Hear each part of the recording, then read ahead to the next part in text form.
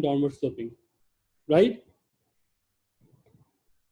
So supply of land, demand of land, supply of capital, right? The same determined by the market forces of demand and supply. So if you understand all these discussion, please answer this concept checker. Number one, as the rental price of the capital increases, less capital is used in the production. True, false?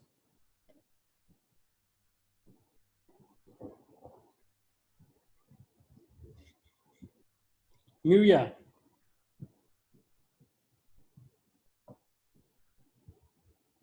Nam, False. Jacob,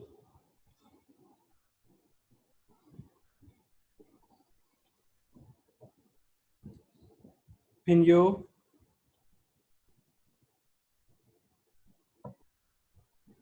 Sunho, Subhan,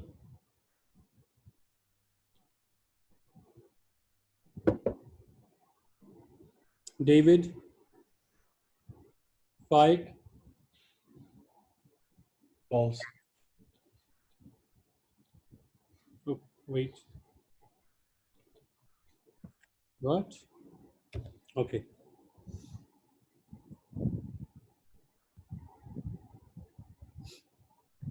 Well done. A change in the supply of any factor alters the earning of all other factors. True, false?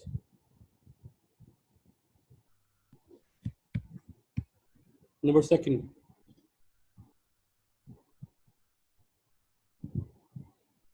I think true. Well done. Because any factor, for example, the labor, land, capital. If land is in limited quantity, land is not there, even though the value of labor, wages decreases or rental price decreases, you cannot hire more laborers because there is no land available to harvest or to grow apple farms, right? That's fine. Well done, guys. So this one, the rental price of the capital increases. If the price of the capital increases, quantity of the capital will be decreased. Well done, guys. Now, the equilibrium in the market for land and capital. Remember, MC is equal to MR to get the maximized profit. And in the case of the land and capital, MC would be the rental price. And MR would be the value of marginal product, right? So, for example, each ladder, when we employ one ladder, it helps us to pick, 100 more apples before that. And if we apply two ladders, our production of picking apple like increases, just like that. So each factor rental price must be equal to its value of its marginal product. So they each earn the value of their marginal contribution to the production process. So the factor of production, so the factor of production are used together. So you cannot just say that if labor is cheap, so we should hire more workers. No, you need to see land and capital as well, right? Because if capital is fixed and land is fixed, you cannot hire more workers, because hiring more workers is going to be increasing your loss rather than giving you a profit. If the land is available, capital is available, and there is no labor available, even then you cannot go for purchasing more land or going for renting more land or capital, because there is no labor or trained labor over there, right? So factor of production must be seen all together, right? If all are available and if the market price of the product rises, then you can employ more capital, more land, more labor.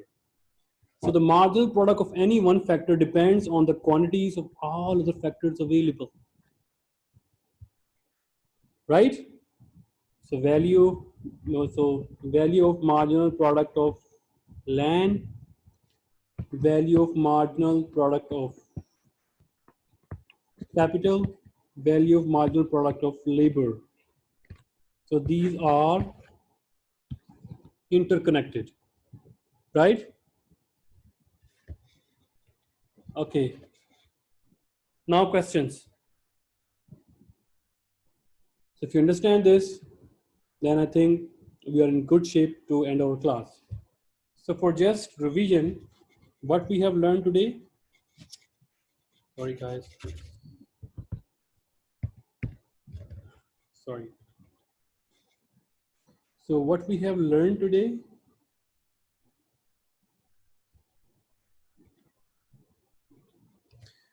we learned that how the decisions are made about factor of production. And there are three kinds of factor of production. Number one, labor. Number two, land. Number three, capital. So their demand depends on the price of final product or output, right? So in case of, we just completed the example of apple picking. So apple picking labor, apple picking or apple farm or land available for apple farm, tools available for picking the apple. Their demand depends on the price of the apple, which is the derived demand. And their supply depends on the availability of labor, land, and capital, right? So this is the demand.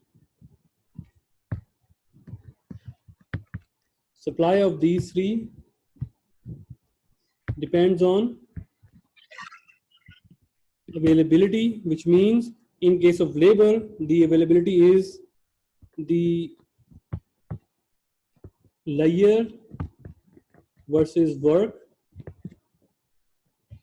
And what we learned over there is that if working is more, giving you more money, then you sacrifice your layer time. If working is giving you less money, you cannot sacrifice your layer time. You definitely want to go for your hobbies, family time, or dinner with the families and friends like that.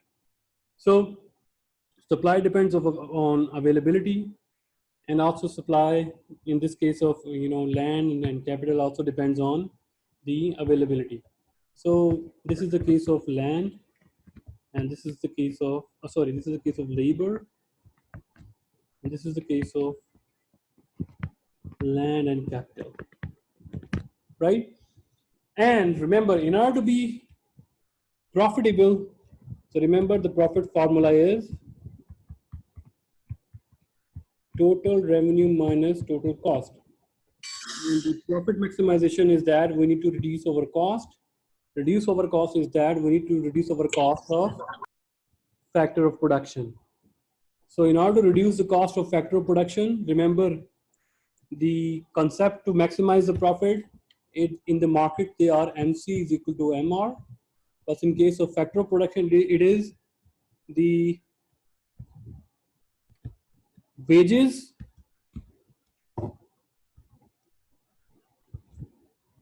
or rental price. This is the case of labor, and this is the case of land and capital, right? Must be equal to value of marginal product, which is can be calculated as the market price of the product multiplied by the marginal product, right? So this is called the MC, and this is called the MR. So that condition is the same, just the name here is a little bit different. So don't be confused by this new names, the value of marginal product of land, labor, or capital. So don't be confused with that one. Just remember that one. MC is equal to MR, which means extra cost must be equal to extra revenue. Until then, we will employ more land, we will employ more capital, we will employ more labors.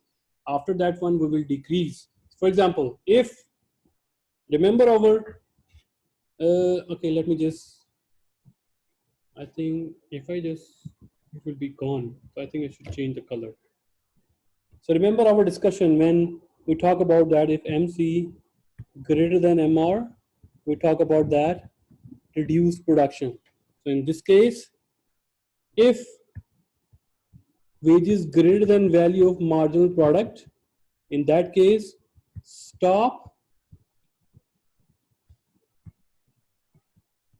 using the FOP, factor of production, because this is MC, this is MR. And here if MC is less than the MR, the managerial implication was that increase the production. So in that case, when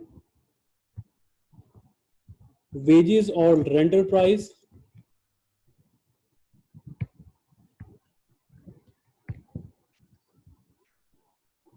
wages or rental price are less than the value of marginal product of labor or land and capital, in that case, increase the usage, increase more land to grow apple farming, increase more ladders, trucks for transportation, increase more number of laborers, right? And if these two are equal, it means your profit is maximum. So in that case, you have hired the appropriate number of people, appropriate number of land, appropriate number of capital, so that your profit is maximum. Right, guys? So if no more question, then we can end the class. David, any question? Not for me, I get it. Dijodi? No, sir. Faik? Kim? No question, sir. Kim? Isaac? Jacob? Oh, clear, sir. Miriam? Nam? Shama? No, sir. Rodrigo? Sunho? Subhan? No question, sir. No question, sir. Okay, I'm gonna be stopping the recording. Okay, guys. That's all for today's lecture. See you next time. Until then, take care. Bye-bye.